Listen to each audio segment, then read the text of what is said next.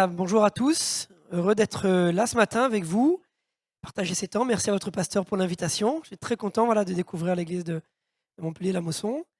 Ça fait quelques mois seulement qu'on est dans la région, puisque on est arrivé au mois de septembre pour servir le Seigneur à Pézenas avec le pasteur Sébastien Quédreux. Donc on découvre la région, on découvre les frères et sœurs et on est très heureux. Moi, je suis très heureux de pouvoir partager la parole de Dieu avec vous ce matin et ce que le Seigneur a mis sur mon cœur. On est originaire avec mon épouse de l'île de la Réunion. Voilà, tout le monde ne peut pas être parfait.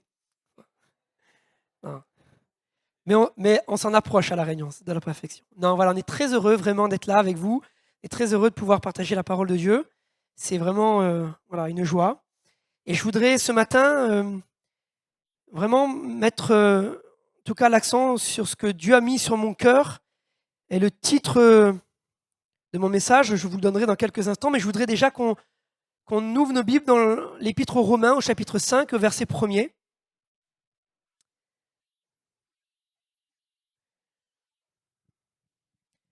L'Épître aux Romains au chapitre 5, verset 1er.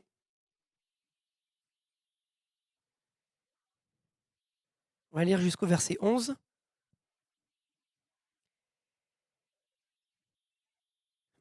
Étant donc justifiés par la foi, nous avons la paix avec Dieu par notre Seigneur Jésus-Christ, à qui nous devons d'avoir eu par la foi accès à cette grâce, dans laquelle nous demeurons fermes, et nous nous glorifions dans l'espérance de la gloire de Dieu. Bien plus, nous nous glorifions même des afflictions, sachant que l'affliction produit la persévérance, la victoire dans l'épreuve, et cette victoire, l'espérance. Or, l'espérance ne trompe point, parce que l'amour de Dieu est répandu dans nos cœurs par le Saint-Esprit qui nous a été donné. Car lorsque nous étions encore sans force, Christ, au temps marqué, est mort pour des impies. À peine mourrait-on pour un juste, quelqu'un peut-être mourrait-il pour un homme de bien. Mais Dieu prouve son amour envers nous, en ce que lorsque nous étions encore des pécheurs, Christ est mort pour nous. À plus forte raison donc, maintenant que nous sommes justifiés par son sang, serons-nous sauvés par lui de la colère. Car si lorsque nous étions ennemis, nous avons été réconciliés avec Dieu par la mort de son Fils, à plus forte raison, étant réconciliés, serons-nous sauvés par sa vie. Et non seulement cela, mais encore nous nous glorifions en Dieu par notre Seigneur Jésus-Christ, par qui maintenant nous avons obtenu la réconciliation. Amen. Et lire un deuxième texte aussi avec vous, dans l'Épître aux Hébreux au chapitre 6 et au verset 19. Et vous avez vu avec moi, dans le chapitre qu'on vient de lire, il est apparu un mot plusieurs fois, c'est le mot espérance. Et au verset 19 d'Hébreux 6, il nous est dit « Cette espérance, nous la possédons comme une ancre de l'âme, sûre et solide, elle pénètre au-delà du voile, là où Jésus est entré pour nous comme précurseur, ayant été fait souverain sacrificateur pour toujours, selon l'ordre de Melchisédek. Amen. » Le titre de mon message ce matin, en tout cas ce que le Seigneur a mis sur mon cœur et que je voudrais partager avec vous très simplement ce matin, c'est une encre pour nos âmes. Nous avons besoin d'une encre pour nos âmes.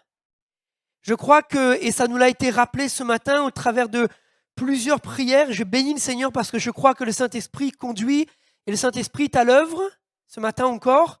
Et ça nous a été rappelé dans même, le Seigneur a parlé au travers d'un don spirituel à quelqu'un ce matin. Et je crois que plus que jamais, c'est un message qui est nécessaire pour nous, pour les cœurs, pour chacune d'entre nous ce matin, mais aussi pour les chrétiens, pour l'Église.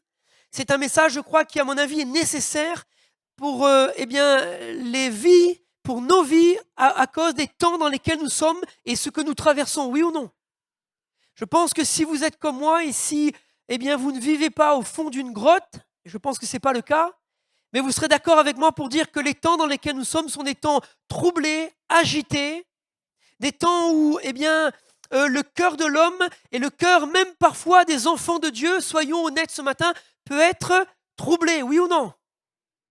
Il peut y avoir de l'agitation, il peut y avoir de la crainte, il peut y avoir de la peur, parce que la société dans laquelle nous sommes et ce que nous voyons et les temps dans lesquels nous sommes, et on le verra, eh bien, parfois peut être difficile, compliqué. Et la Bible nous dit que, eh bien, il y a une encre pour nos âmes et la Bible veut nous encourager. Je crois que c'est le désir de Dieu ce matin, encourager l'Église de Jésus-Christ. Amen. Dans cet épître aux Romains qu'on a lu, il est clairement mis en évidence certaines choses et la Bible nous dit nous nous glorifions dans l'espérance de la gloire de Dieu. Nous nous glorifions dans l'espérance de la gloire de Dieu. J'aime ce terme parce qu'il n'est pas question ici de se glorifier de nous-mêmes, de notre propre force. Il n'est pas question de se glorifier peut-être d'une capacité que nous aurions à rester dans le calme, à ne pas avoir peur, à ne pas craindre. Peut-être qu'il y a des gens au milieu de nous ce matin, peut-être que certains disent « Moi, j'ai pas peur, j'ai jamais eu peur ni de rien ni de personne. » Mais ce texte nous dit « Nous nous glorifions dans l'espérance de la gloire de Dieu. » Amen. Ce dans quoi nous pouvons placer notre espérance et nous glorifier, la Bible nous dit que ce n'est pas notre capacité à n'avoir peur de rien, à être téméraire, parce que mes bien-aimés, je crois profondément que malgré peut-être l'assurance que nous pouvons avoir à titre personnel, mais au travers, en regardant les temps dans lesquels nous sommes, oui, même nos cœurs d'enfants de Dieu peuvent être troublés. Mais la Bible nous dit que en quoi nous pouvons placer notre espérance, c'est ce qui peut faire notre gloire, c'est de placer notre espérance dans la gloire de Dieu. Amen. Au verset 4, la Bible veut dire la persévérance, c'est la victoire dans l'épreuve, et cette victoire, c'est l'espérance. Je ne sais pas ce que vous traversez ce matin, je ne sais pas ce que sont vos vies, je ne sais pas par les temps par lesquels vous pouvez passer ce matin, mais je sais, une chose est sûre, c'est que, il peut y avoir dans nos vies parfois, des combats, des difficultés, des épreuves. Si vous n'avez jamais connu la difficulté, vous n'avez jamais connu l'épreuve dans vos vies, laissez-moi vous dire, sans être prophète, un jour ou l'autre, vous la connaîtrez. Parce que chacun de nous, pour notre part, nous pouvons être amenés à connaître des difficultés, des combats, des épreuves. Et la Bible nous dit que ces choses font partie de la vie normale, même des enfants de Dieu. N'écoutez pas ceux qui vous prêchent, je sais que ce n'est pas le cas ici, mais n'écoutez pas ceux qui vous prêchent que la vie d'un enfant de Dieu n'est fait que de haut, jamais de bas, jamais de difficultés, et qu'avec le Seigneur, il n'y a jamais de difficultés, jamais de problème, jamais de combat. La Bible nous dit le contraire. Mais la Bible nous dit aussi que la persévérance dans les épreuves, elle produit la victoire. Amen. Et que cette victoire, la Bible nous dit qu'elle a pour but de produire l'espérance dans nos cœurs. Amen. Et oui, la Bible ne nous dit pas, le Seigneur ne nous ment pas. Le Seigneur ne nous dit pas que la vie chrétienne est une vie facile, dans laquelle il n'y a aucun combat, aucune difficulté. Mais la parole de Dieu nous dit aussi, l'espérance ne trompe pas parce que l'amour de Dieu est répandu dans nos cœurs par le Saint-Esprit qui nous a été donné. Amen. Et je crois ce matin que dans les temps troublés dans lesquels nous vivons, parce que, soyons honnêtes, peu importe où nous posons les regards, nous avons l'impression que les choses sont comme troublées autour de nous. Que ce soit dans l'actualité politique, je pense que vous regardez un petit peu, vous suivez ce qui se passe dans notre pays comme ailleurs, et sans faire de politique, mais la vérité c'est que si nous plaçons nos regards, si nous plaçons notre confiance dans les hommes, nous avons de quoi être inquiets, n'est-ce pas? Quel que soit le parti, quel que soit le pays, mais on voit qu'il y a beaucoup d'instabilité. On entend parler de guerre ici ou là, on entend parler de problèmes économiques, on entend parler de tellement de choses. Et si vous regardez, même je sais que régulièrement des informations passent concernant ce qui se passe dans certains pays ou même des œuvres de mouvement aident, il y a des tremblements de terre et des catastrophes, oui ou non? On a le sentiment que les contractions, les douleurs de l'accouchement se rapprochent. Eh oui. Vous me direz, c'est pas étonnant. Jésus revient bientôt. Eh oui, Jésus revient bientôt. Et l'Église de Jésus-Christ a besoin d'être encouragée, fortifiée, parce que il y a dans la parole de Dieu, la Bible nous dit l'assurance que nous pouvons compter sur la grâce de Dieu. Il y a comme une encre pour nos âmes. Parce que soyons honnêtes, nos âmes peuvent être troublées. Oui, nos cœurs peuvent être troublés. Et il y a dans notre société comme vraiment quelque chose qui est à l'opposé, à l'antithèse de l'espérance. Il y a comme un désespoir, il y a comme, certains diront, il y a, ce mot il a été donné par certains, la désespérance. Bon, vous comprenez bien, c'est façon de parler de cette opposition à l'espérance qui est en Jésus-Christ. Et il y a comme là, comme un désespoir dans le cœur de tellement d'hommes et de femmes. Et je crois que la Bible nous parle de cela. La Bible voudrait encourager, réconforter, vraiment bénir le cœur des enfants de Dieu et de ceux qui ont besoin d'expérimenter, oui, l'espérance dans leur cœur en Jésus-Christ. Amen.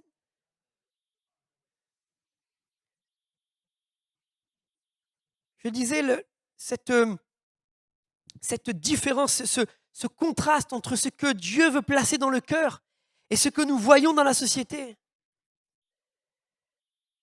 Ce manque d'espérance, il est tellement trompeur. Il est tellement trompeur. Vous savez, dans la parole de Dieu, il est question parfois d'espoir et d'espérance, mais en fait, ce mot espoir, ce mot espérance, il est traduit par elpis, c'est le même mot qu'on traduit par espérance. C'est une attente joyeuse et confiante dans le salut éternel, dans la grâce de Dieu. Mais dans la langue française, on fait une différenciation entre l'espoir et l'espérance. Et l'espoir, quelque part, c'est la définition que je voudrais vous donner ce matin. L'espoir, c'est l'attente. Attendre avec confiance quelque chose sans savoir si elle arrivera. Oui, parce que dans l'espoir, il y a quand même une forme de confiance. Quelqu'un qui a perdu tout espoir, il n'a plus confiance. Vous êtes d'accord avec moi ? Mais dans l'espoir, il y a comme l'attente. Il y a une attente avec confiance sans savoir si quelque chose arrivera. C'est ça l'espoir. Mais la Bible ne nous parle pas seulement d'espoir, elle nous parle d'espérance. Et cette espérance en Jésus-Christ, et l'espérance, c'est quelque chose de différent. Parce que l'espérance, c'est l'attente avec confiance, sachant que ce qui a été promis arrivera. Alléluia. Et la Bible nous encourage à placer notre espérance en Christ. Croire que les promesses de Jésus sont oui et amen. Et il y a, je crois, dans cette espérance dont nous parle la parole de Dieu, comme une encre pour nos âmes. Je disais tout à l'heure, parfois même les chrétiens eux-mêmes peuvent ne pas ou ne plus parfois être dans l'espérance. Parce que certains sont découragés, fatigués des combats, parfois blasés, déçus. Certains sont déstabilisés par ce qu'ils voient, ce qu'ils entendent. Parfois même, ce qu'ils entendent même prêcher. Certains sont déstabilisés dans leur foi, comme désorientés, fragilisés. Et il y a comme quelque chose qui vient vaciller. Vous avez déjà vu quelqu'un qui commence à avoir les jambes qui flagellent, qui tremblent, et vous sentez que si vous ne faites pas quelque chose très rapidement, il va s'effondrer. Parfois, est-ce que nous-mêmes, nous ne pouvons pas être un peu comme cela ? Si. Mais il y a dans la parole de Dieu un encouragement à ne pas tomber dans le doute, parfois même dans l'amertume, avoir des cœurs qui pourraient tomber là comme que dans un désespoir. Combien aujourd'hui d'hommes et de femmes remettent tout en cause, l'existence même de leur vie, le pourquoi ils existent, pourquoi ils ont été créés, parfois allant même jusqu'au plus terrible. J'entendais cette semaine parler d'une jeune fille de 11 ans qui s'est donné la mort, qui s'est pendue dans sa chambre parce qu'elle était désespérée, parce qu'elle était harcelée, malmenée, qu'il n'y avait plus rien dans sa vie qui lui donnait envie de vivre. 11 ans, remplie de désespoir, n'ayant pas de solution pour que quelque chose de nouveau vienne dans son cœur, pour que il y ait quelque chose qui prenne place dans son cœur. Ça, c'est le monde dans lequel nous vivons. C'est la réalité de la société dans laquelle nous vivons. Ce monde qui est rempli de désespoir, ce monde qui est en crise. Et je le disais, même dans le cœur d'un enfant de Dieu, parfois il peut y avoir des temps de souffrance. si tel n'était pas le cas, eh bien, on n'aurait pas parfois au milieu de nous des personnes rétrogrades qui quittent l'Église, oui ou non? Et parfois, il peut y avoir comme un bouleversement dans les cœurs. Parce que nous n'avons pas su voir, nous n'avons pas su percevoir, eh bien, cette encre pour notre âme, cette espérance qu'il y a en Jésus-Christ. Amen. Mais la Bible nous dit qu'il y a en Jésus-Christ quelque chose de particulier. Il y a vraiment quelque chose qui est capable de retenir nos cœurs comme une encre. Vous savez, je ne sais pas si vous savez, mais souvent quand on a l'image d'une encre, on a l'image de quelque chose qu'on va plonger, qu'on va faire descendre dans le fond de la mer. Mais en réalité, il y a aussi une encre qui était régulièrement utilisée par les marins. C'était une encre qu'on envoyait sur les rochers. Quand on était près des rochers, les marins pouvaient envoyer une encre sur les rochers. Et cette encre, elle allait s'accrocher aux rochers et elle allait empêcher le navire de dériver et de partir et de s'écraser. Et je crois que Jésus, la Bible nous dit qu'il est notre rocher. Alléluia. L'encre, dont nous parle la parole de Dieu, c'est Jésus-Christ. Et l'encre, dont nous parle la Bible, cette encre pour nos âmes, la Bible nous dit qu'elle est basée sur le rocher de notre salut et notre foi, elle est placée en Jésus-Christ. Amen. Et tellement de fois, nous avons peut-être parfois été dans une forme de désespoir, nous avons manqué d'espérance parce que nous avons essayé de regarder à ce que nous étions. Nous avons essayé de chercher en nous-mêmes ce que nous pouvions faire pour satisfaire, pour plaire à Dieu. Et alors, parfois, ne trouvons pas ce que nous cherchions, ne trouvons pas en nous-mêmes ce qui pourrait plaire à Dieu. Nous avons été comme désespérés, oui ou non? Parfois, nous avons essayé au travers de ce que nous pouvions faire, produire. Et nous avons été déçus. Est-ce que ça vous est déjà arrivé d'être déçu de vous-même? Oui ou non? Et vous savez, quand on est déçu de soi-même, quand on regarde à soi, il y a comme une forme de désespoir qui vient dans nos cœurs. On se dit, mais Seigneur, je ne serai jamais à la hauteur. C'est vrai ou pas? Mais la Bible nous dit que cette espérance, cette encre pour nos âmes, elle est basée sur le rocher de notre salut, Jésus-Christ. Amen.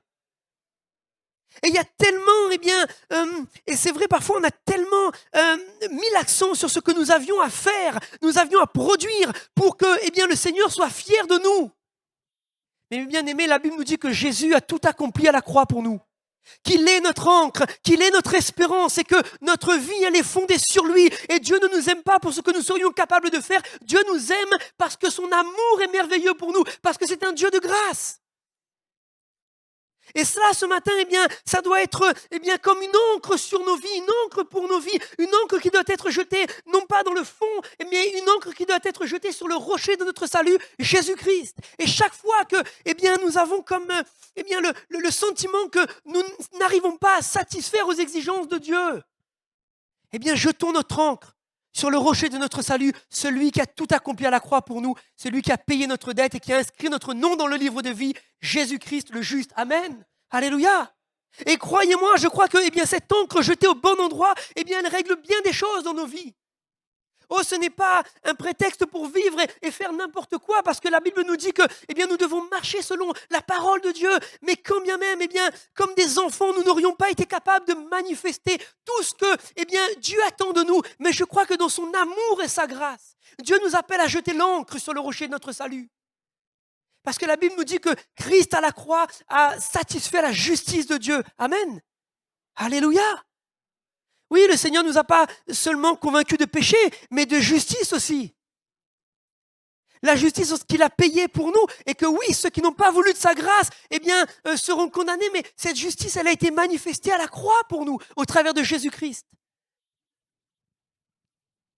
Je le disais tout à l'heure, il y a une profonde différence entre l'espoir et l'espérance. Certains aujourd'hui vivent dans l'espoir d'une vie meilleure.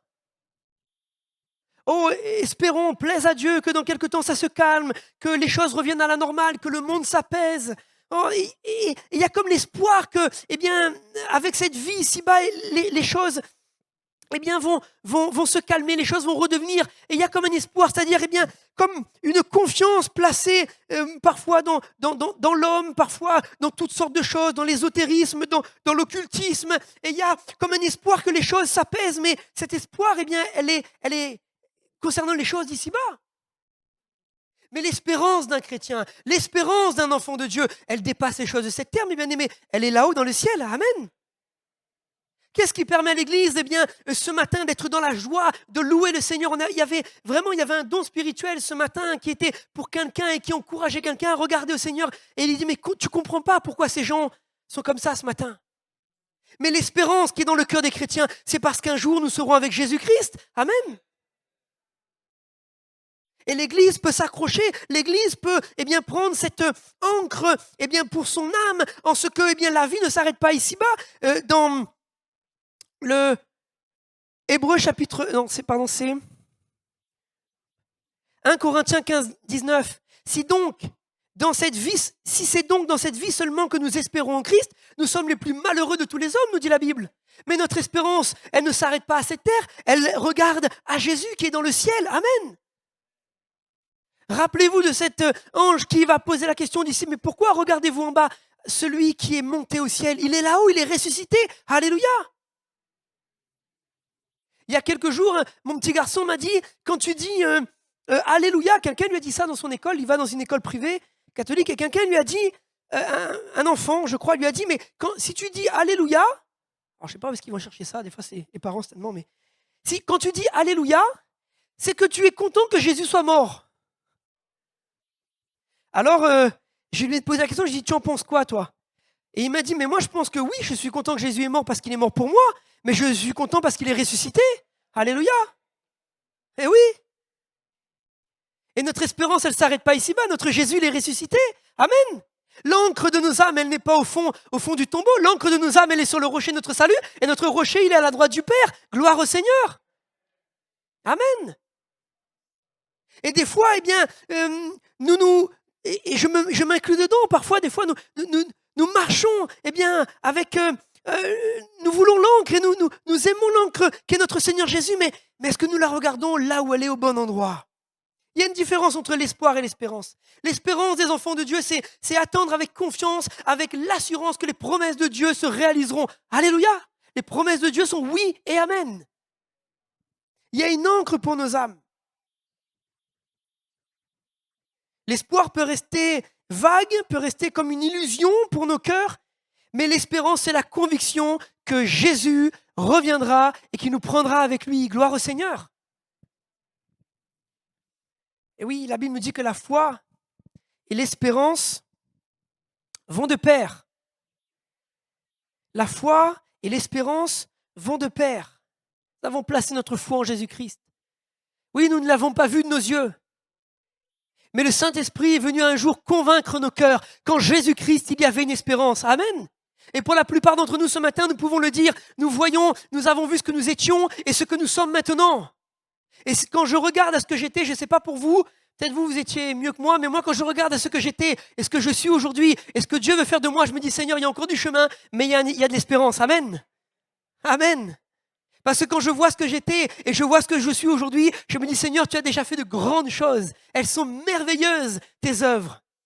De quoi je peux douter? Si tu es capable de faire d'un pécheur que j'étais eh bien un enfant de Dieu aujourd'hui, alors je sais que tout est possible. Amen. Alléluia. Et oui, l'espérance chrétienne, elle est agressée. Le diable cherche par tous les moyens eh bien, à enlever l'assurance qu'ont les enfants de Dieu. Vrai ou pas? Par tous les moyens. Alors je disais il y a quelque temps à l'église, mais je le crois, si je ne dis pas que ce n'est pas une bonne chose de regarder, on a besoin de s'informer, c'est bien, mais si vous passez vos journées du matin au soir assis devant BFM TV, je comprends que vous puissiez être découragé. Oui. Je dis ça parce que, eh bien, il m'est arrivé de faire des visites où du matin au soir, la télé était allumée sur BFM TV et ça tournait en boucle. Alors je ne dis pas qu'il ne faut pas s'informer, c'est très bien, moi-même je m'informe. Mais je crois qu'il y a des moments où il faut éteindre la télé et puis ouvrir sa Bible. Hein. Parce que c'est là que je peux découvrir qui est le rocher de mon salut, en quoi est placée mon espérance et en qui est placée mon espérance. Non, vous croyez pas?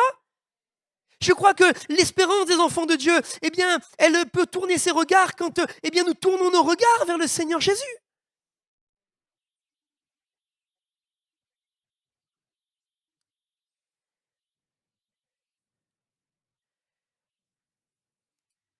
Dans le texte qu'on a lu tout à l'heure, il est question de la paix avec Dieu. Cette paix avec Dieu. Cette paix dont la Bible nous dit que, eh bien, cette paix avec Dieu, nous l'avons parce que, au travers de la foi en Jésus-Christ. Eh bien, aimé, je voudrais dire quelque chose ce matin. Cette foi que nous avons placée en Jésus-Christ et dont la Bible nous dit que, eh bien, nous pouvons être agréables à Dieu quand il y a la foi. La Bible nous dit, vous connaissez ce texte, que nul ne peut être agréable à Dieu sans la foi.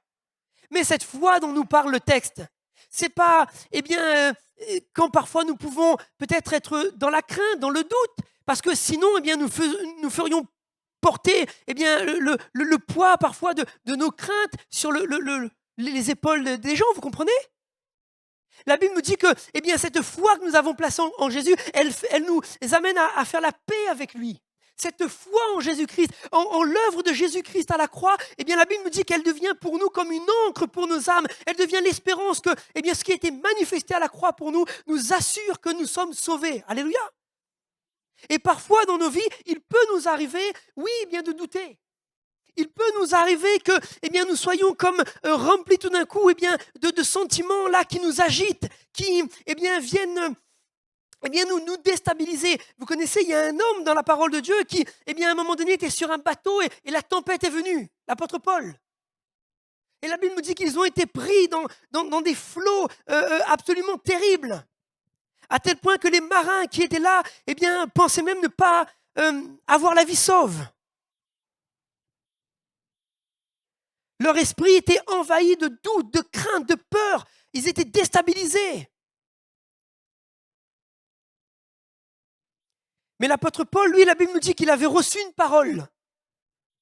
Et son âme était tranquillisée. Amen. Oui, le bateau était en train de partir dans tous les sens, mais il y avait une ancre pour sa vie. Cette ancre, elle ne venait pas du navire, elle ne venait pas de la capacité du capitaine à naviguer, elle ne venait pas, eh bien, de la qualité des marins. Mais cette encre pour sa vie, elle venait de la parole de Dieu. Amen.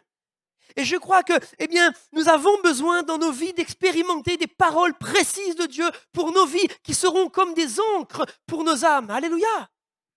Oui, la Bible nous parle de la parole, logos, la parole de Dieu qui, eh bien, nous a été donnée, la parole que nous pouvons, eh bien, lire, méditer, graver dans nos cœurs. Mais je crois aussi que Dieu veut donner des paroles, réma, eh bien, personnelles à chacun d'entre nous, qui seront comme des encres que nous pourrons, eh bien, là, eh bien, à tout moment, eh bien, repasser dans nos cœurs. Dieu veut nous donner des paroles pour nos vies. Dieu veut nous donner des paroles précises pour nos cœurs. Dieu veut des paroles précises pour ta vie. Dieu veut te donner des paroles pour que tu puisses, eh bien, t'accrocher à ce que Dieu a dit. Amen.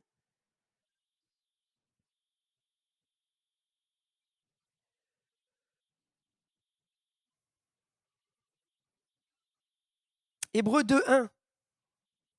Hébreux chapitre 2, verset 1er. C'est pourquoi nous devons d'autant plus nous attacher aux choses que nous avons entendues, de peur que nous soyons emportés loin d'elles. S'attacher, il y a l'idée ici de vraiment s'attacher, de s'arrimer, de s'accrocher à ce que nous avons entendu de la part de Dieu. Oh, pas, eh bien, entendu ici ou là, mais entendu de la part de Dieu. Amen. Je crois que l'encre, une des encres solides et sûres pour nos âmes, c'est la parole de Dieu. Ce que Dieu vient déposer sur mon cœur. Ce que Dieu me dit. Ce que Dieu veut m'enseigner. Parce que je crois que dans la parole de Dieu, il y a une encre solide pour nos âmes. Mon frère, ma sœur, tu veux, eh bien, traverser les tempêtes, tu veux passer au milieu des vents, au milieu des difficultés. Attends-toi à recevoir une parole de Dieu. Accroche-toi à la parole de Dieu. Aime la parole de Dieu. Cherche dans la parole de Dieu et tu trouveras une encre solide et sûre pour ton âme et tu verras l'espérance dans ton cœur. Alléluia.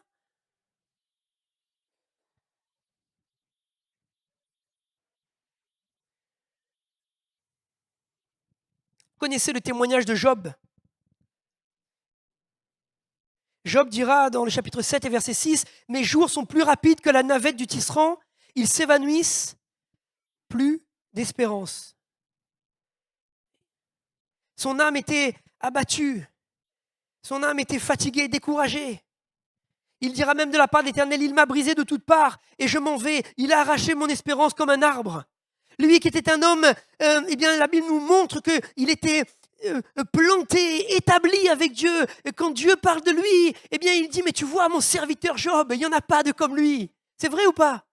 Et Job va dire, il m'a arraché comme un arbre, il a arraché mon espérance comme un arbre. Il était ballotté de toutes parts, il sentait les racines eh bien, de son espérance, les racines dans son cœur eh bien, commencer à se soulever de terre. Je ne sais pas si vous avez déjà vu un arbre qui commence à être soulevé par le vent. C'est impressionnant, hein?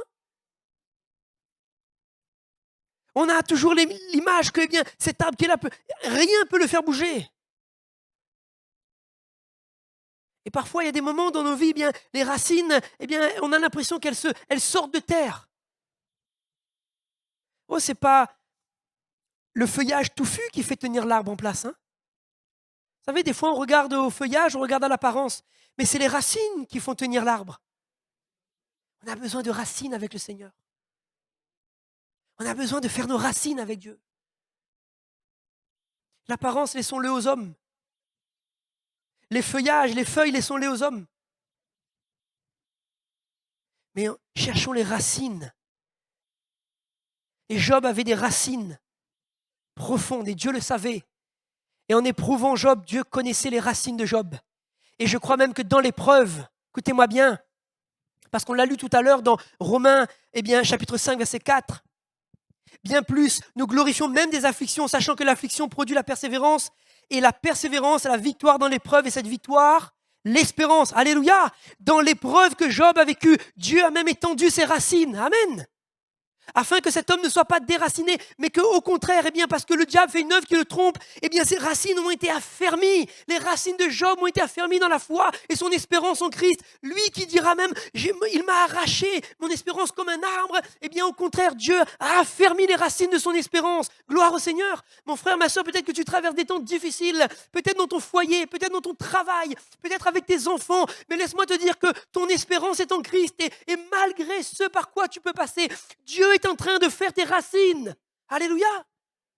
Seulement garde les regards sur lui. Ne te décourage pas. Ne te dis pas, eh bien, les épreuves sont là. Peut-être, eh bien, Dieu en a assez de moi. Dieu ne s'occupe plus de moi. Et garde les regards sur Jésus. Alléluia. Nous avons besoin de garder nos regards sur le Seigneur Jésus.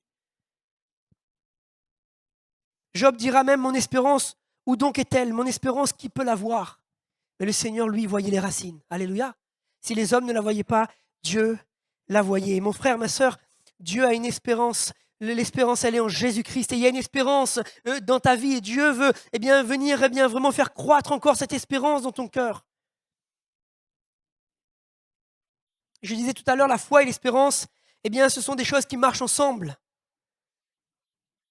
Dans Éphésiens chapitre 2, verset 12, il est dit, vous étiez en ce temps-là sans Christ, privés de droit de cité en Israël, étrangers aux alliances de la promesse, sans espérance et sans Dieu dans le monde. Mais le jour où nous avons placé notre foi en Jésus-Christ, eh bien, il y a quelque chose de nouveau, il y a une espérance qui est venue dans nos cœurs. Ce n'est plus seulement l'espoir de quelque chose, mais eh bien, je crois que Dieu transforme l'espoir en réelle espérance. Gloire au Seigneur.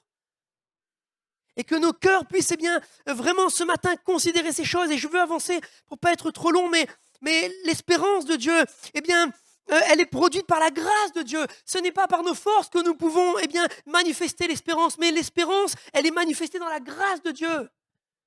Oui, le Seigneur est bien encore des grâces. Le Seigneur veut encore manifester sa grâce ce matin pour toi, dans ta vie, dans ce que tu traverses, pour que eh bien, l'espérance de Christ prenne encore place dans ta vie.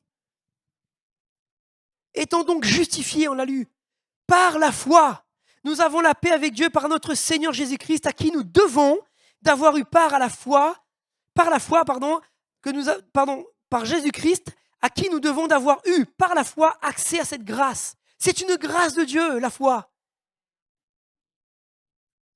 Ce n'est pas parce que nous le méritons. Et peut-être ce matin, quelqu'un est là et se dit, mais comment cette foi, eh bien, elle est vivante dans le cœur de ces gens. Comment cette espérance, elle est vivante dans le cœur des gens? Eh bien, parce que Jésus-Christ a manifesté sa grâce. Dieu a manifesté sa grâce envers nous. Et ce matin, Dieu veut manifester la même grâce envers toi. Il veut manifester cette grâce dans ta vie, dans ce que tu es en train de traverser, dans ce que tu es en train de vivre. Pour que, eh bien, tu ne t'écroules pas, pour que, eh bien, tu ne finisses pas par, eh bien, t'écrouler. Mais Dieu veut manifester ce matin ta grâce dans ta situation. Et même si tu as le sentiment, eh bien, que Dieu n'est pas là à côté de toi, je voudrais te dire que Dieu, eh bien, a donné son Fils Jésus-Christ par amour pour toi. Amen. La Bible nous dit alors que nous étions même encore sans force, Christ est venu mourir pour des pécheurs. Amen. Pour que ce matin, eh bien, tu puisses avoir cette espérance dans ton cœur. Oui, cette espérance, elle est aussi bien liée à notre salut éternel. Oui, la Bible nous dit que ceux qui ont placé leur foi en Christ, ils ont l'espérance de la vie éternelle. Oh, peut-être qu'aujourd'hui, c'est quelque chose qui pour le monde semble peut-être farfelu. Tu vas vivre éternellement? T'as regardé trop de mangas, toi, non? T'as regardé trop de Marvel? Non. La Bible me dit qu'en Jésus-Christ, j'ai l'assurance d'avoir la vie éternelle. Amen. Et oui, parce que si cette vie, elle s'arrête ici-bas, avec ses souffrances, avec ses douleurs, avec ses combats, eh bien aimé, on est les plus malheureux des hommes, c'est ce que nous dit la Bible. Mais la Bible nous dit qu'en Jésus-Christ, eh bien, il a prévu pour nous quelque chose de bien meilleur, la vie éternelle avec lui pour l'éternité. Amen. C'est merveilleux. Un lieu dont la Bible nous dit que les luttes, les souffrances, les combats, la maladie seront enlevés. Nous serons avec lui dans le ciel, dans sa gloire, pour l'éternité. Quelle merveilleuse espérance. Oui, la vie éternelle est quelque chose de toujours vrai, d'actualité. Et cette espérance est celle qui permet aux enfants de Dieu de garder les regards fixés sur Jésus. Seigneur, ça ne s'arrête pas ici-bas, mais il y a quelque chose avec toi là-haut pour l'éternité. Amen. Qu'est-ce qui fait que nos frères et sœurs persécutés à travers le monde, parfois massacrés, tués, même quand on leur demande de renier leur foi ou alors ils tuent leur enfant, qu'est-ce qu'ils font? Qu'est-ce qui fait que leurs yeux continuent à être fixés sur Jésus-Christ? Pas les choses d'ici-bas, l'espérance de la vie éternelle. Amen. Oui, il y a une vie éternelle. Oui, il y a la vie avec Jésus. Si nous avons les regards uniquement sur les choses du monde, les choses d'ici-bas, périssables, oui, effectivement, nous manquerons d'espérance. L'espérance, elle s'évanouira petit à petit parce que les choses d'ici-bas ne peuvent pas nous donner de l'espérance. Au mieux, elles peuvent nous donner un peu d'espoir. Mais l'espérance en Jésus-Christ, elle grandit dans nos cœurs quand nous regardons là où est le rocher de notre salut, plus au fond, mais là-haut dans le ciel. Amen. Oui, ce texte nous dit cette espérance, nous la possédons comme une encre de l'âme, sûre et solide, qui ne défaille pas, sûre et solide, qui ne peut pas lâcher. Et la Bible nous dit que cette encre, c'est Jésus-Christ. Ce n'est pas quelque chose qui vient de l'homme, des capacités de l'homme. Ce n'est pas quelque chose que tu peux produire par toi-même. Cette encre, cette assurance pour ta vie, elle vient seulement de Jésus-Christ. Amen. Et je crois qu'il nous faut, ce matin encore, nous laisser encourager par le Seigneur. Vous savez, des fois, on n'arrive pas à se laisser encourager. C'est vrai ou pas? Des fois, on est fatigué, découragé. Quelqu'un veut nous donner une parole et puis on se complaît et on n'arrive pas à se laisser encourager. Mais je crois ce matin qu'il nous faut nous laisser encourager par le Seigneur. Amen. Quand sur le bateau, l'apôtre Paul était là, il a, malgré le tumulte qu'il y avait, il a encouragé ces hommes. Il leur a donné cette parole, il leur a dit « Aucun d'entre vous ne se perdra ». Parce que cette parole, il l'avait reçue de Dieu. Cette parole, il l'avait reçue du Seigneur. Et bien aimés, laissons le Seigneur nous encourager ce matin. Amen. Laissons le Seigneur nous encourager. Laissons le Seigneur vraiment venir remplir nos cœurs de cette espérance dont nous avons besoin.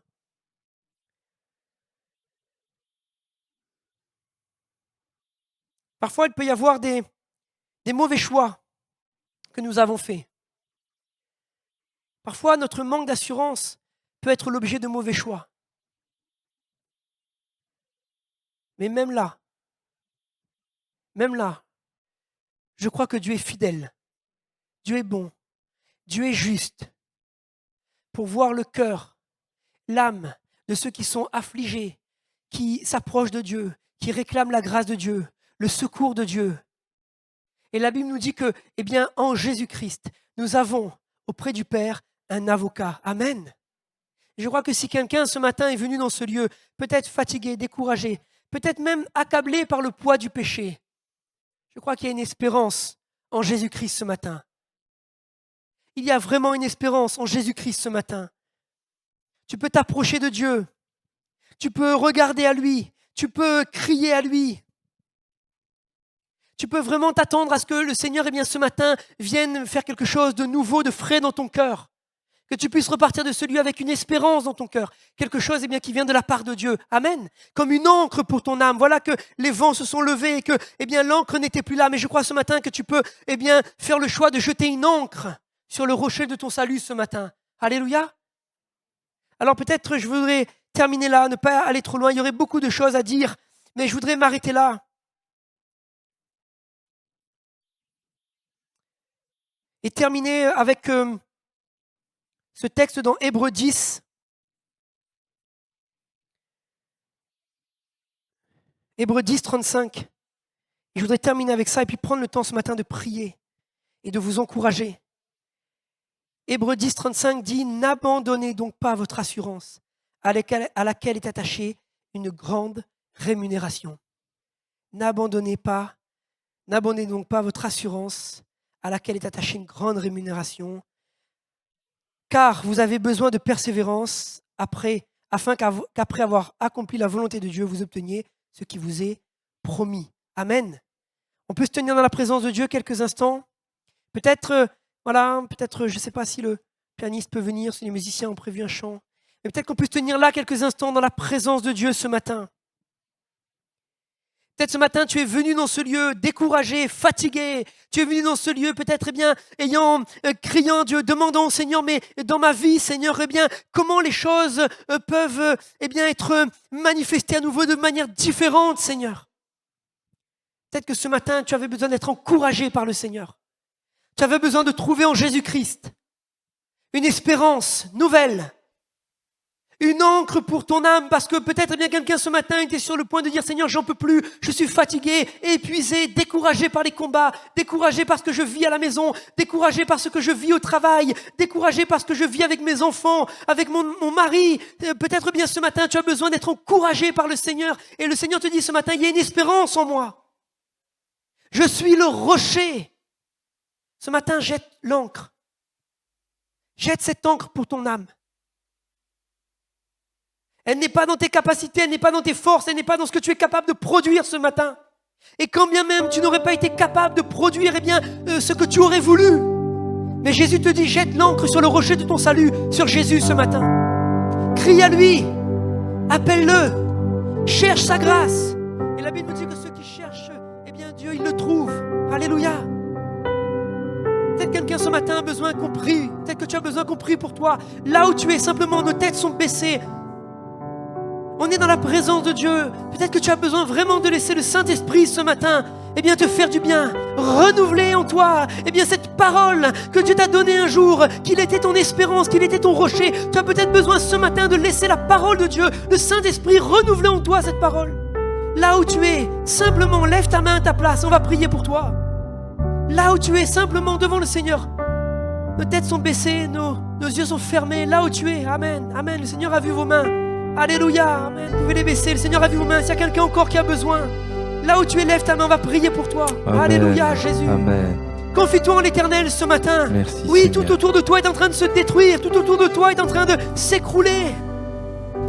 Peut-être même dans tes études, tu es en train de voir les choix que tu as faits en train de s'écrouler. Tu te dis, mais je pensais avoir fait les bons choix.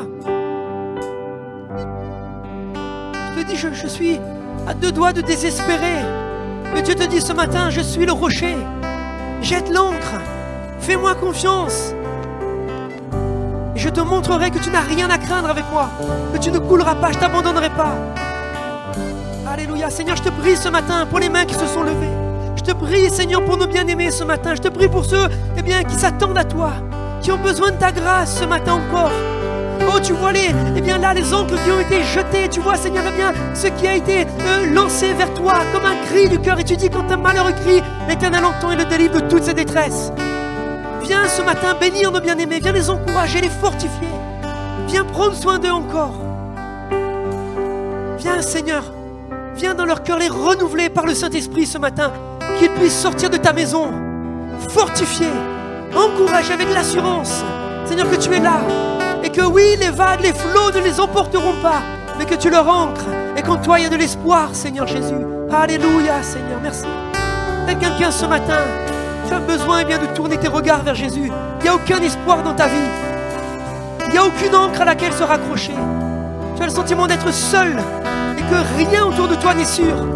Ce matin, le Seigneur voudrait t'encourager à tourner tes regards vers lui. Alors si tu veux faire ce pas et dire, Seigneur, oui, deviens mon ancre. Deviens, Seigneur, mon rocher ce matin. Peut-être là où tu es simplement, lève ta main. On va prier pour toi. Si c'est le cas ce matin de quelqu'un, si quelqu'un a besoin de donner sa vie à Jésus, si quelqu'un a besoin de tourner, alléluia. Amen, Seigneur, appuie ta main. Amen. Amen, Seigneur, appuie vos mains. Alléluia. Alléluia. On va se tenir dans la présence de Dieu et commence à dire dans ton cœur, commence à demander au Seigneur de venir t'aider, de venir, eh bien, t'encourager là où tu es, de venir eh bien, vraiment faire quelque chose de nouveau dans ton cœur. Amen. Si quelqu'un a besoin, eh bien, on va prier encore. Amen. Seigneur, tu vois eh bien, ceux qui ce matin ont levé leurs mains. Tu vois ceux qui ce matin ont besoin que tu manifestes dans leur vie quelque chose de nouveau. Tu vois ceux eh bien, qui sont là et qui ont eh bien, aucune encre pour leur vie, Seigneur. Mais deviens ce matin vraiment l'encre de leur vie, deviens le rocher de leur salut ce matin. Alors qu'ils se tournent vers toi, Seigneur, viens ce matin et manifeste ta grâce, ton amour, ta présence, ton salut dans leur vie, dans le nom de Jésus-Christ. Et qu'ils puissent repartir ce matin en disant, Jésus est venu dans ma vie, j'ai maintenant un rocher sur lequel je peux m'appuyer. Bénis-les ce matin, fortifie-les, encourage-les dans le nom précieux de Jésus-Christ, toi qui sauves encore. Amen. Gloire au Seigneur, tandis qu'on est sous le regard du Seigneur. Peut-être y a-t-il au milieu de nous des frères et des sœurs qui sont malades. Alors je vais demander une chose, ceux qui sont malades et qui veulent que l'on prie pour eux, vous restez debout, et ceux qui n'ont pas besoin que l'on prie pour eux, pour la maladie, ben vous vous asseyez. Voilà, vous vous asseyez et on va prier, on va terminer ces moments, voilà, en priant ensemble. Alléluia. Seigneur mon Dieu, nous voulons t'apporter, Seigneur, ces bien-aimés, Seigneur mon Dieu, qui ont besoin de toi, Seigneur, non seulement spirituellement, mais également physiquement. Seigneur, et nous voulons te les apporter parce que toi, Seigneur, tu t'es chargé non seulement de nos péchés, mais Seigneur, tu as porté en ton corps sur le bois, Seigneur, nos maladies. Et en ton nom, nous sommes guéris. Et je te prie, Seigneur, pour ces bien-aimés, afin que tu les guérisses. Ils placent leur foi en toi, leur confiance en toi. C'est auprès de toi qu'ils viennent chercher la guérison de leur corps. Seigneur mon Dieu, et tu as dit, Seigneur mon Dieu, que celui qui croirait en toi ne sera point confus. Aussi, Seigneur mon Dieu, merci de guérir ces bien-aimés. Seigneur, tu es tout puissant. À toi toute la gloire, Jésus. Amen. Amen. Gloire au Seigneur. Gloire à Dieu. Nous remercions notre frère pour la bonne parole qu'il nous a apportée. Amen. Voilà, gloire à Dieu.